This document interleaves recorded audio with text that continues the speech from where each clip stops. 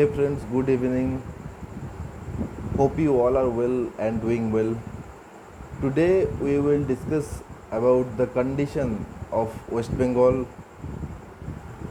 जैसे आप सभी जानते हैं कि वेस्ट बंगाल में इंडस्ट्री बिल्कुल भी नहीं है या फिर थोड़ा बहुत बच गया है और नया इन्वेस्टमेंट यहाँ पे बिल्कुल नहीं आ रहा है। इसका कुछ रीज़न है, इसका एक बड़ा हिस्ट्री भी है।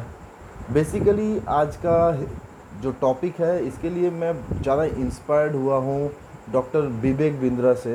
उनका एक वीडियो मैंने यूट्यूब में देखा था काफ़ी दिन पहले, बट वो किसी न किसी जगह से मेरे दिमाग में रह गया था।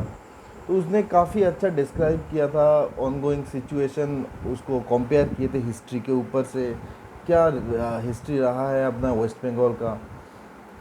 तो चलिए आज हम अपना वीडियो चालू करते हैं वेस्ट बंगाल के ऊपर। वेस्ट बंगाल का जो कंडीशन है ओवरऑल इंडस्ट्री का, इसका फ्यूचर क्या है, उसको लेकर थोड़ा सा डिस्कस करेंगे।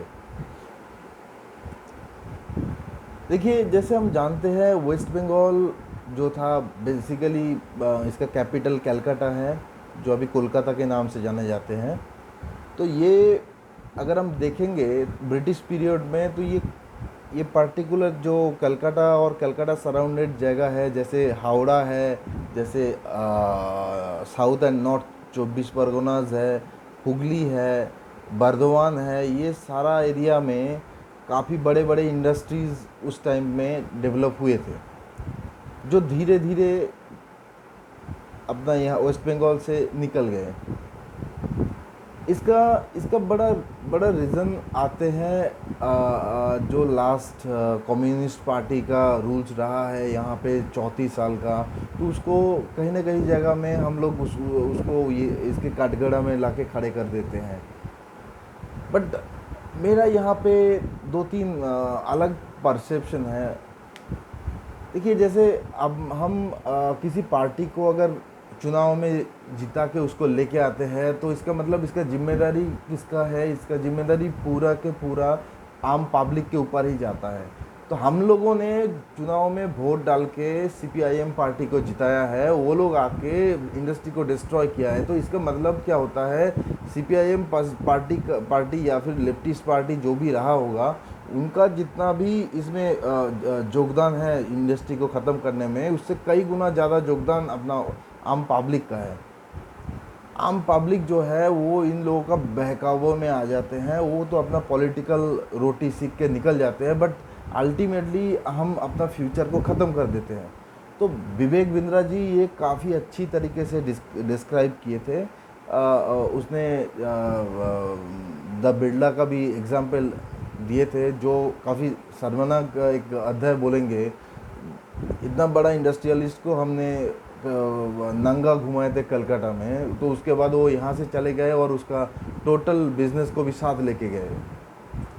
तो ये काफ़ी सारे एग्जांपल्स तो उसने दिए थे, बट आज हम यहाँ पे बात करेंगे इसका जो जो हिस्ट्री जो हो चुका है वो तो हम बदल नहीं सकते हैं, बट उससे हम तो कुछ ना कुछ सीख लेके आगे बढ़ेंगे। अभी अपना यहाँ पे जो करेंटली रतन टाटा जी का नैनो प्रोजेक्ट था वो चला गया। उसके लिए हम किसी न किसी जगह में जिम्मेदार मानते हैं ममता बनर्जी को, बट मेरे हिसाब से ये बिल्कुल भी सही नहीं है, क्योंकि ममता बनर्जी का जो सपोर्ट था वो किसानों के साथ में था। उसने कभी भी ये चीज़ नहीं बोला कि अपने को इंडस्ट्री नहीं चाहिए, अपने को टाटा नैनो का प्रोजेक्ट नहीं चाहिए, ये कभी उसने नहीं बोला था।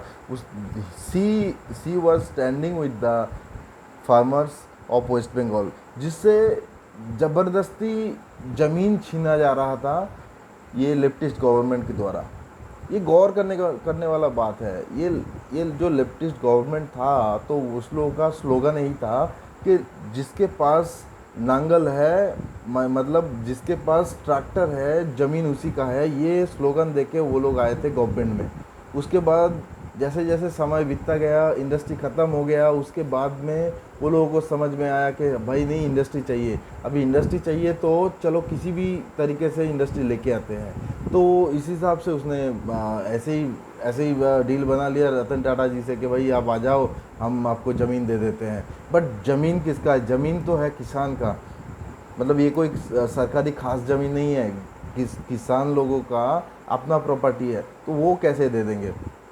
ये बिल्कुल भी पॉसिबल नहीं था। तो उस टाइम पे पुलिस को लेके काफ़ी एक्शन हुआ था, बहुत सारे चीज़ हुआ था। फिर ये जो पूरा प्रोसीड्योर है ये गया सुप्रीम हाई कोर्ट में, बाद में ये सुप्रीम कोर्ट में गया। फिर जो जो उसका जो रिज़ल्ट आया वो पूरा किसानों के फेवर में था। बट इसमें लॉस किसका हुआ? वेस्ट बंगाल का हुआ। किसान को ज़मीन वापस मिला, बट ज़मीन जो मिला वो ज़मीन का कंडीशन में नहीं था, वो कंक्रीट बन चुका था उस टाइम पे। तो इसका मतलब क्या हुआ? ना वहाँ पे किसान कुछ कर सकते हैं, ना अभी रतन टाटा जी तो चले गए उसके बाद, ना वो कोई इंडस्ट्री बन सकता है। ऐसा सिचुएशन में ज़मीन छोड़ के अल्टीमेटली जो अल्टीमेट लॉस जो वेस्ट बंगाल का हुआ, उसमें ना वो घर का रहा ना घट का रहा। ये एकदम सीधा हिंदी में बोलेंगे तो ऐसा बात है। इसमें ना आप खेती बाड़ी कर सकते हो, ना इसमें इंडस्ट्री है, कुछ नहीं है। ऊपर से रतन टाटा जी जैसा बड़ा इंडस्ट्रियलिस्ट जो वेस्ट बंगाल को फ्यूचर में काफ़ी आगे लेके जा सकते थे, वो भी चले गए। अभी जो ऑनगोइंग सिचुएशन है उसको लेके बड़े इंडस्ट्रीज़ वेस्ट बंगाल में आ नहीं रहे हैं। इसका एक रीज़न है क्योंकि अपना जो हिस्ट्री रहा है वो हिस्ट्री काफ़ी काफ़ी दर्दनाक रहा है इन टर्म्स ऑफ इंडस्ट्री। तो अभी बड़े इन्वेस्टमेंट जब तक वेस्ट बंगाल में नहीं आएंगे तो वेस्ट बंगाल का जो कर्जा है, बहुत लंबा चौड़ा कर्जा बन चुका है अभी, वो कभी भी ख़त्म नहीं हो सकता है। उसको ख़त्म करने के लिए यहाँ पे बड़े इंडस्ट्री आना बहुत बहुत बहुत ही ज़रूरी है। तो इसको लेके गवर्नमेंट का प्लानिंग ये तो बहुत बड़ा रोल प्ले करेगा आगे जाके। बट विवेक बिंद्रा जी यहाँ पे एक चीज़ छोड़ गए थे, मैं वहाँ पे थोड़ा सा ऐड करूँगा। ये है कि अपना जो वेस्ट बंगाल का लोकेशन है, जो डेमो जो जो जियोग्राफिकल लोकेशन वेस्ट बंगाल का है, वो लोकेशन, और दूसरा यहाँ पे जो ट्रांसपोर्टेशन का जो development last couple of years में हुआ है, तो उस ये सब को ध्यान में रखते हुए ये एक फ्यूचर बन सकता है इंडिया के लिए। जैसे मैं टेक्सटाइल इंडस्ट्री से बिलोंग करता हूँ, तो मैं अगर इन टर्म्स ऑफ टेक्सटाइल का बात करूँ, तो यहाँ पे टेक्सटाइल प्रोसेसिंग करने के लिए, किसी भी फैब्रिक प्रोसेसिंग करने के लिए 70 लीटर पानी लगते हैं। मैं एकदम थोड़ा डिटेल में आ जाता हूँ, क्योंकि टेक्सटाइल मेरा मेरा पार्ट है, इसमें ये इससे मेरा रोजी रोटी चलता है। तो ये मैं डायरेक्टली इसी पॉइंट में आता हूँ। 70 लीटर पानी मिनिमम लगता है 1 किलो फैब्रिक को प्रोसेसिंग करने के लिए। आज का दिन में देखा जाए तो टेक्सटाइल इंडस्ट्रीज़ जो है वो नॉर्दर्न इंडिया में है, लुधियाना में है। नॉर्दर्न इंडिया का लुधियाना में है, अमृतसर में थोड़ा बहुत है, नोएडा में है। और यहाँ पे अगर वेस्ट में आ जाए तो गुजरात में है, अहमदाबाद में, बॉम्बे में थोड़ा बहुत बचा हुआ है, और बाकी का है साउथ में, मतलब त्रिपुर को डॉलर मेकिंग सिटी भी बोला जाता है। बट ये जो जगह का जिक्र मैंने किया, ये पूरा जगह में आज का दिन में पानी नहीं है। यहाँ पे क्या होता है, यहाँ पे गवर्नमेंट से पानी खरीदनी पड़ती है, एवरी डे का पानी खरीदना पड़ता है, और वहाँ पे जीरो डिस्चार्ज मैंडेटरी हो गया है। वहाँ पे आप एक बूंद पानी फैक्ट्री का बाहर नहीं निकाल सकते हो। ये बहुत बढ़िया है, ये बाकी जगह में भी होगा, होना भी चाहिए, क्योंकि अपना इन्वायरमेंट को बचाना है। मैं अभी मुद्दे का बात में आता हूँ कि यहाँ अगर टेक्सटाइल का फ्यूचर देखा जाए तो मेरे हिसाब से ये पूरा टेक्सटाइल सेक्टर जो है ये धीरे धीरे वेस्ट बंगाल में ही स्विच ओवर होगा। अगर आप बात करेंगे पॉलिटिकल व्यू से कि ममता बनर्जी ने टाटा का अपोज किया था तो इसके लिए नहीं आएगा, बिल्कुल ऐसा नहीं है। क्योंकि इंडस्ट्रियलिस्ट को इंडस्ट्री को ग्रो करवाना है, ग्रो करना है तो उनको क्या है, उनको प्रोडक्टिविटी बढ़ाना है। तो प्रोडक्टिविटी कैसे बढ़ाएंगे? प्रोडक्टिविटी बढ़ाएंगे तो पानी लगेगा वहाँ पे। पानी कहाँ से आएगा? वहाँ पे तो पानी नहीं है, सूखा ज़मीन है। राजस्थान में भी थोड़ा बहुत टेक्सटाइल होता है, तो वहाँ पे क्या है, वहाँ पे पानी नहीं है। तो वो लोग क्या करते हैं, ऑल्टरनेटिव वो यूज़ करते हैं, जैसे किसी प्रोसेस को कट छट करके ऐसे करके करते हैं। बट अल्टीमेट जो एक्सपोर्ट क्वालिटी का फैब्रिक है वो रेडी करना उनके लिए भी थोड़ा डिफ़िकल्ट हो जाता है। इन्वायरमेंट का भी एक बात आता है, तो वेस्ट बंगाल इसके लिए बिल्कुल अप्रोप्रिएट है। Future of textile will be in West Bengal, ये मेरा मानना है। अभी यहाँ पे गवर्नमेंट को भी कुछ स्टेप्स लेना चाहिए। मैं सजेस्ट करूँगा, अगर कोई भी आदमी इस वीडियो को देख रहा है तो मैं एक आम नागरिक होने के तौर पे गवर्नमेंट से यही गुजारिश करूँगा कि कुछ चीज़ आप लोग पर्सनली देखिए और उसको थोड़ा सा इम्प्रूव करने के लिए भी कोशिश कीजिए। जैसे अपना वेस्ट बंगाल में इलेक्ट्रिसिटी का आज का दिन में कोई इशू नहीं है, बट इलेक्ट्रिसिटी सप्लाई जो लोग करते हैं वहाँ पे, जैसे मैं एक दो दिन का बात बताऊँ तो एक ट्रांसफार्मर जल गया था, तो वो ट्रांसफार्मर कौन ठीक करेगा? अभी ट्रांसफार्मर बोलते हैं कि ये स्टॉक में है ही नहीं, वो फैक्ट्री बेचारा बंद पड़ा है 9-10 दिन से। ये हालत है। आपके पास आपने डेवलप किया है इलेक्ट्रिसिटी सप्लाई का, बट सप्लाई तो बराबर है, बट उसका जो सर्विस है वो सर्विस बिल्कुल सही नहीं है। ये सर्विस का पार्ट आप लोगों को देखना पड़ेगा, क्योंकि नया कोई प्लांट अगर इंस्टॉल होता है तो वहाँ पे मिनिमम अपना यहाँ पे 6 महीना लग जाता है इलेक्ट्रिसिटी जोड़ने के लिए, 5 से 6 महीना लग जाता है। बट अगर आप बात करेंगे गुजरात का या फिर तमिलनाडु का, तो वहाँ पे ये काम 2 से 3 दिन में हो जाता है। उल्टा क्या होता है, एप्लीकेशन करने की जगह में वो लोग आ जाते हैं कि भाई मेरे से ले लो, क्योंकि वहाँ पे, हाँ ये गौर करने वाला चीज़ है, यहाँ पे जैसे एक ही कंपनी है इलेक्ट्रिसिटी डिस्ट्रीब्यूशन के लिए, वहाँ पे 4-4 कंपनियाँ बैठे हैं, रिलायंस का भी है, बाकी ये वो बहुत सारे कंपनी हैं, तो वो लोग आ जाते हैं मेरे से ले लो बिजली। तो ये चीज़ अपना यहाँ पे भी थोड़ा थोड़ा करके डेवलप करना पड़ेगा। सर्विस का पार्ट जो है उसको थोड़ा सा नॉर्मलाइज करना पड़ेगा, तो अपना यहाँ पे क्या होगा, इंडस्ट्रियल ग्रोथ होगा ही होगा। टेक्सटाइल में तो आई एम डैम श्योर यहाँ पे टेक्सटाइल ग्रो करेगा ही करेगा। आगे चल के देखिए दूसरा इंडस्ट्री का बात भी आएगा सेम कैटेगरी में। तो दूसरा इंडस्ट्री में आईटी अपना यहाँ पे थोड़ा बहुत तो है, क्योंकि हम यहाँ पे किंग बन सकते थे आईटी में, बट अनफॉर्चुनेटली उस टाइम पे लेफ्टिस्ट गवर्नमेंट का गलत डिसीजन की वजह से पूरा आईटी हब बन गया बेंगलोर। तो ये सारे चीज़ें अपना यहाँ से इंजीनियर बन के लड़का जाता है बेंगलोर में नौकरी करने के लिए।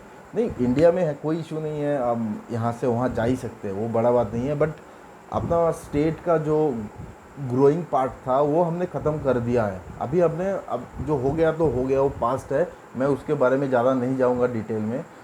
अभी फ्यूचर प्लानिंग अपना क्या होना चाहिए, ये बड़ा इम्पोर्टेंट पार्ट है। तो फ्यूचर प्लानिंग के लिए मेरे को लगता है कि अपने को 2-3 जगह में फोकस करना चाहिए।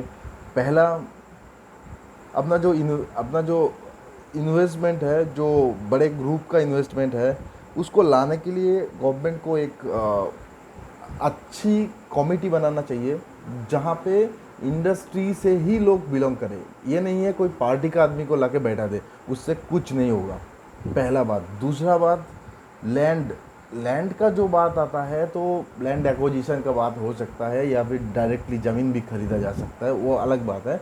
अभी गवर्नमेंट को इसके लिए एक क्लियर वे आउट बनाना पड़ेगा कि भाई यहाँ पे अगर कोई बड़े कंपनी आ जाए तो उनके लिए कनेक्टिंग रोड, मतलब जो कनेक्टिंग सड़क होता है, वो सड़क, पानी सप्लाई और इलेक्ट्रिसिटी, इसका एक कॉमन पोर्टल में लाना चाहिए कि भाई आज आपने अप्लाई किया, आपका अप्रूव हुआ, within 7 days we will give you all the सब नेसेसरी सपोर्ट्स।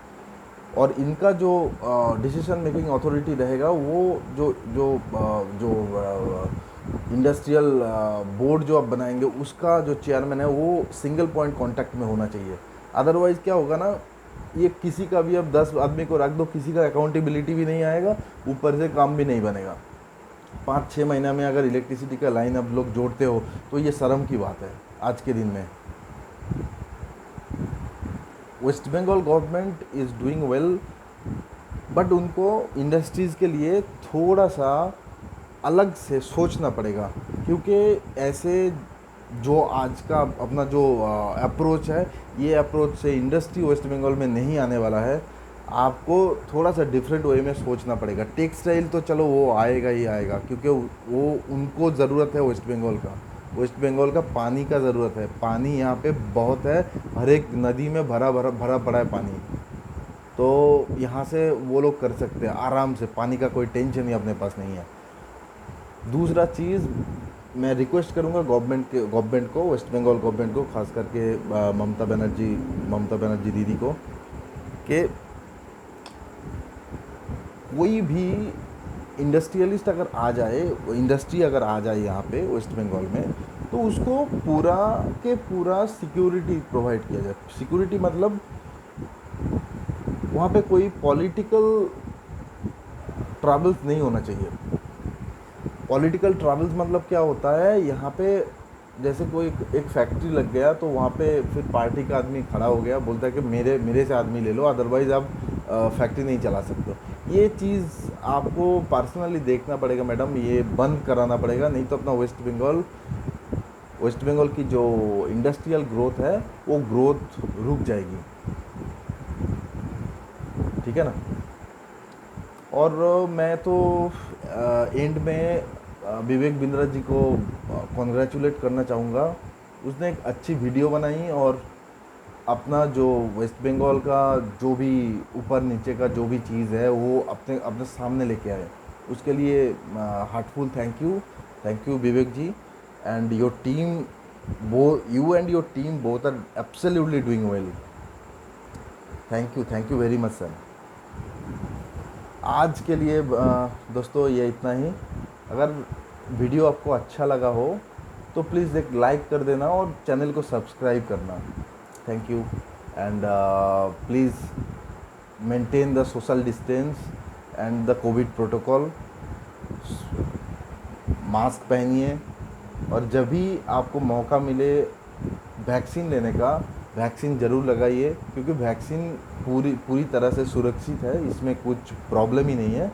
और दूसरों को भी आप इनकरेज कीजिए वैक्सीन लेने के लिए। We will fight against covid, we will win. Thank you, have a good day everyone. Thank you.